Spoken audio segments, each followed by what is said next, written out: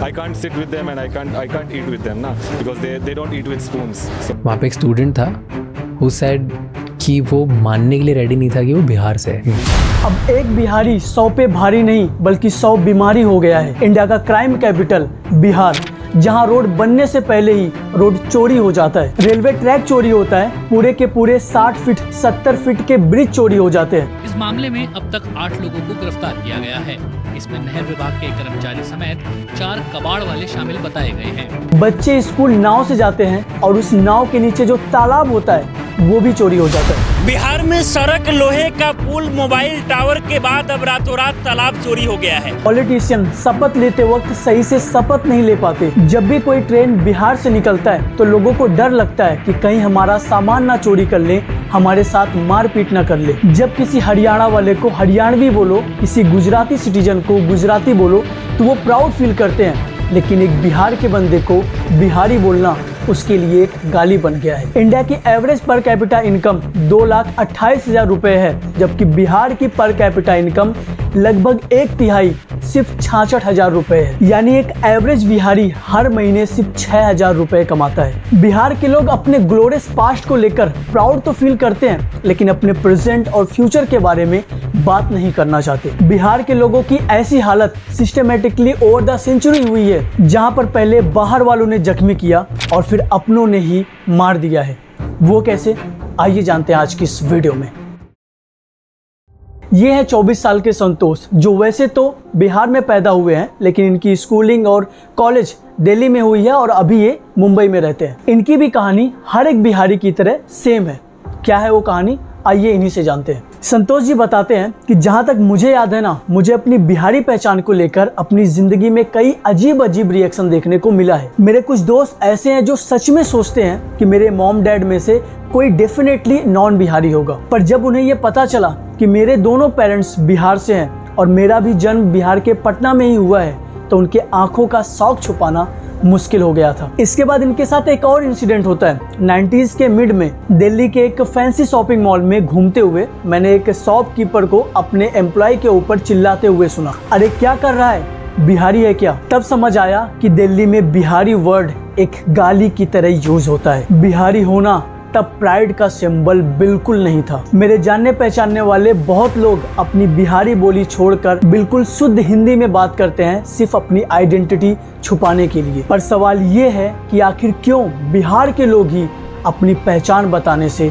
डरते हैं। बिहार, जिसका नाम संस्कृत के विहारा से आया है, जिसका मतलब होता है मॉनेटरी या लर्निंग सेंटर। और ये नाम सिर्फ एक कोइंसिडेंट नहीं थी, बल्कि ये रियलिटी थी, क्योंकि बिहार हिस्टोरिकली नॉलेज का एपिक सेंटर था। वो जमाना सोचो जब दुनिया में ना हार्वर्ड था ना ऑक्सफोर्ड था, लेकिन बिहार में नालंदा और विक्रमशिला जैसे महाविशाल यूनिवर्सिटीज चल रहे थे। The Harvard of ancient world, Nalanda university 5th century AD में 10,000 स्टूडेंट और 2,000 टीचर्स थे।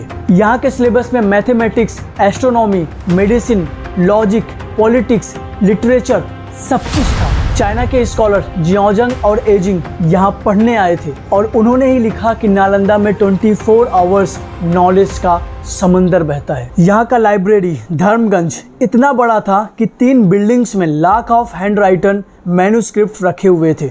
नालंदा के बाद विक्रमशिला 8th सेंचुरी एडी में एक और वर्ल्ड क्लास लर्निंग हब बनाया गया, जिसका फोकस बुद्धिस्ट स्टडीज, साइंस और संस्कृत लिटरेचर पर था। जहाँ फॉरेन स्टूडेंट जैसे तिब्बत, कोरिया, जावा यहाँ से आते थे इस यूनिवर्सिटी में पढ़ने के लिए। बिहार का इंटेलेक्चुअल एक्सपोर्ट एशिया के कल्चर एक्सचेंज में बहुत बड़ा रोल प्ले करता था। बिहार का पाटलिपुत्र, जो आज का पटना है, एक वक्त पर मौर्य एम्पायर का कैपिटल था और मौर्य एम्पायर दुनिया के सबसे बड़े एम्पायर में से एक था। चंद्रगुप्त मौर्य एक यूनाइटेड इंडिया बनाने वाले पहले रूलर थे। अशोक द ग्रेट एक इंपीरियर जो वार के बाद शांति और बुद्धिज्म का ग्लोबल मैसेंजर बना। बिहार के गुप्ता डायनेस्टी को गोल्डन एज ऑफ इंडिया बोला जाता है। आर्ट, साइंस, आर्किटेक्चर, लिटरेचर, इन सब में पीक इनोवेशन हुआ। बिहार से बुद्धिज्म और जैनिज्म का जन्म हुआ। बिहार के नालंदा ट्रेंड मॉन्क ने जापान, तिब्बत, चाइना में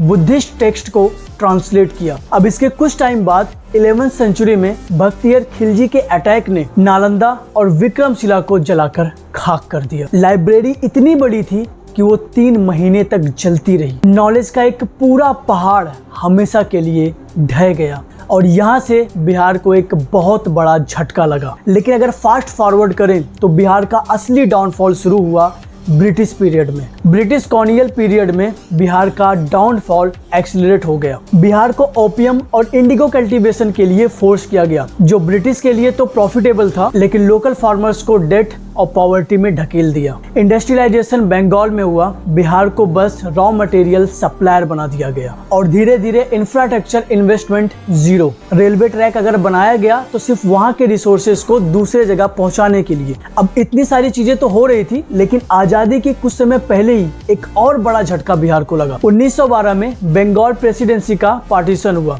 और बिहार को एक अलग प्रोविंस बना दिया गया। अब इसमें प्रॉब्लम ये हुई कि जो भी इंडस्ट्रियल हब्स थे वो सब बंगाल में ही रह गए। बिहार के पास सिर्फ एग्रीकल्चर बचा, इंडस्ट्री और जॉब के बिना। अर्बनाइजेशन ऑलमोस्ट खत्म हो गई और बिहार रूरल और गरीब बन गया। इस पूरे 2000 साल के जर्नी में बिहार एक गोल्डन लैंड से एक इकोनॉमिकली ड्रेन्ड कॉलोनी बन गया। लेकिन सबसे डेंजरस चेंज था माइंडसेट का।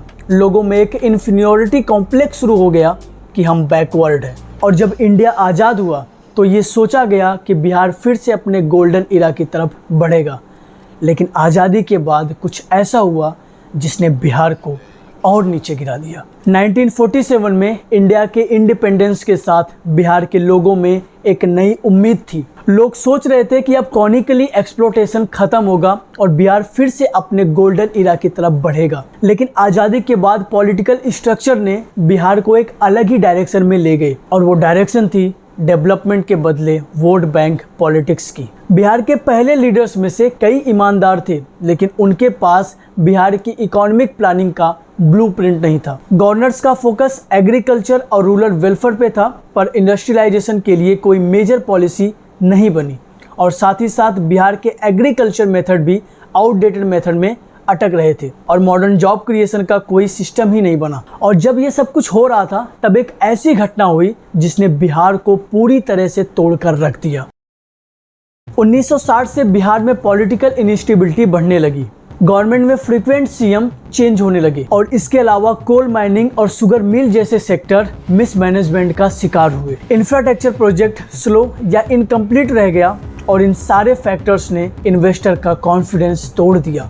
इसके बाद टाइम आता है 1974, जब बिहार में एक स्टूडेंट लेड प्रोटेस्ट हुआ जो टोटल रेवोल्यूशन के नाम से जाना गया। जेपी मूवमेंट ने यूथ को पॉलिटिकल एक्टिविज्म में लाया। अब टाइम आता है 1980 से लेकर 1996 का। इन बीच के 16 सालों में बिहार की रीढ़ की हड्डी पूरी तरह से टूट चुकी थी। ये वो इरा था जब बिहार की इमेज नेशनल लेवल पर बिगड़ने लगी। लॉ एंड ऑर्डर कोलैप्स होने लगा। किडनैपिंग, लूटमार ये एक इंडस्ट्री बन गया। बिजनेसमैन, डॉक्टर, इंजीनियर्स इन सबको टारगेट किया जाने लगा। रोड रॉबरी, एक्सटॉर्शन, पॉलिटिकल गुंडाइज्म ये सब रोजमर्रा का एक हिस्सा बन गया। 1990 में लालू प्रसाद यादव ने सोशल जस्टिस का स्लोगन दिया, जो इनिशियल फेज में गरीब और बैकवर्ड कास्ट के लिए एम्पावरमेंट का सिंबल था। लेकिन गवर्नमेंट का फोकस लॉ एंड ऑर्डर पे कम बल्कि पॉलिटिकल कंसोलिडेशन पर ज्यादा था। 1960 का फूडर स्कैम 950 करोड़ का स्कैम जो नेशनल लेवल पर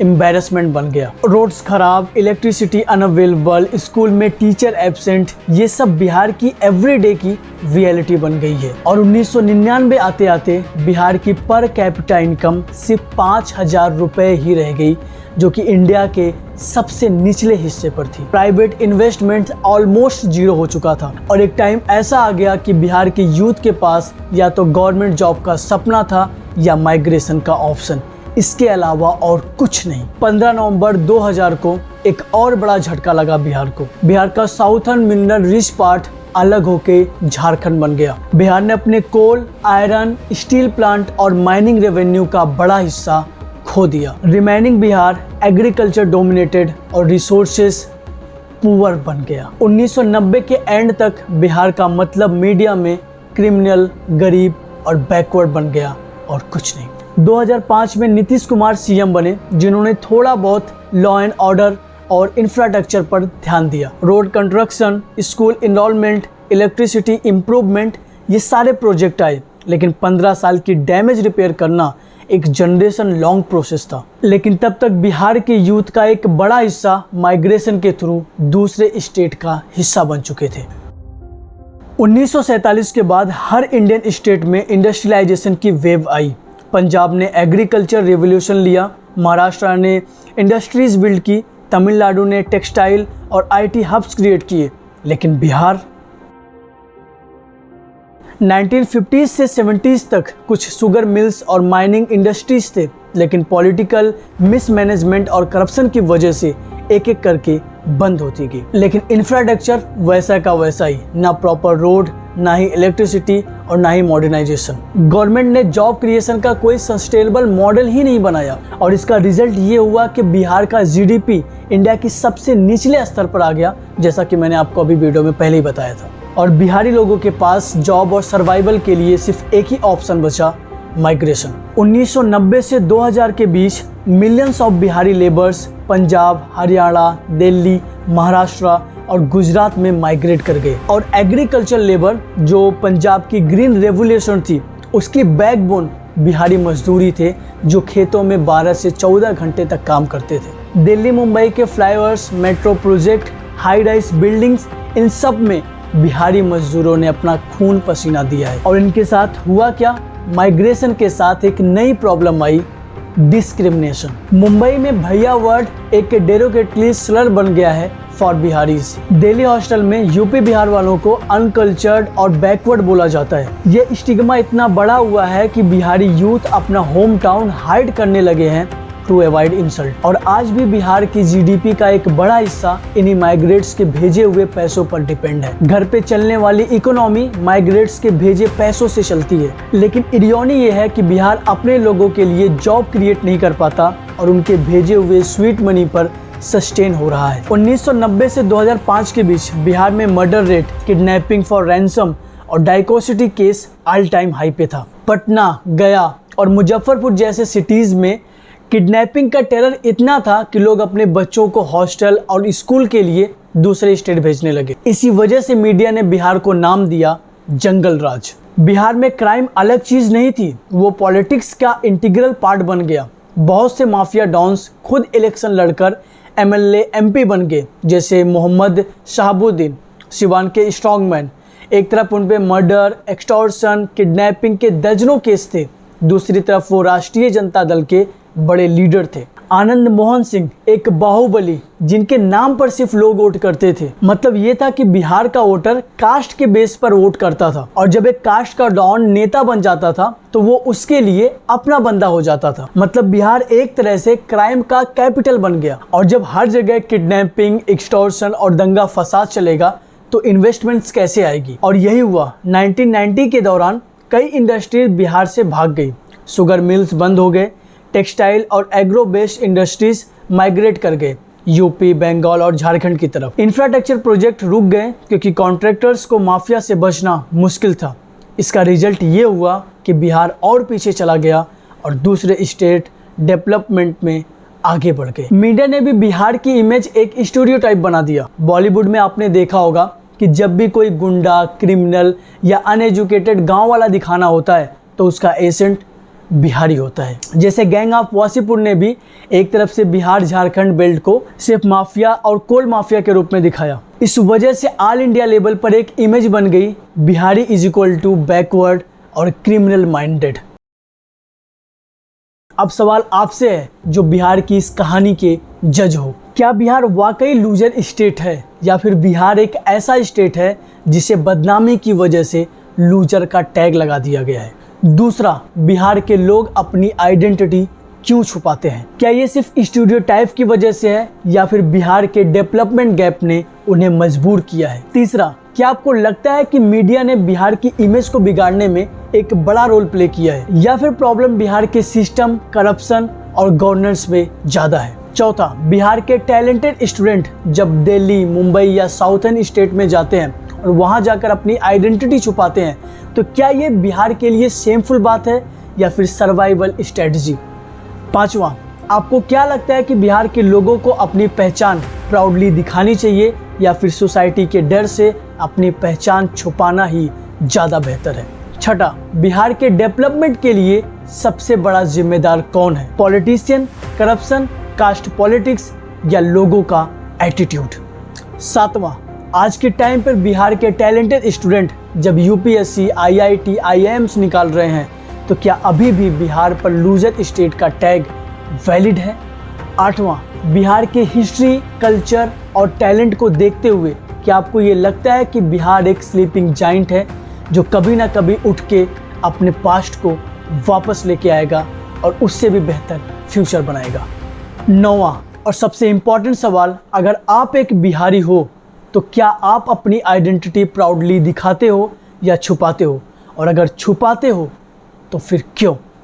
10वां और आखिरी सवाल, ये कोई सवाल नहीं है, आई होप आप इन सारे 9 सवालों के जवाब आप मुझे कमेंट के थ्रू ज़रूर दोगे और मैं इन सारे लोगों के जवाब देखना चाहता हूँ और सारे लोगों की राय समझना चाहता हूँ कि लोगों का क्या राय है बिहार की आइडेंटिटी और बिहार को लेके। Thank you so much, good bye. Let me take you back to a time when love was as precious as diamonds, where if you search you would find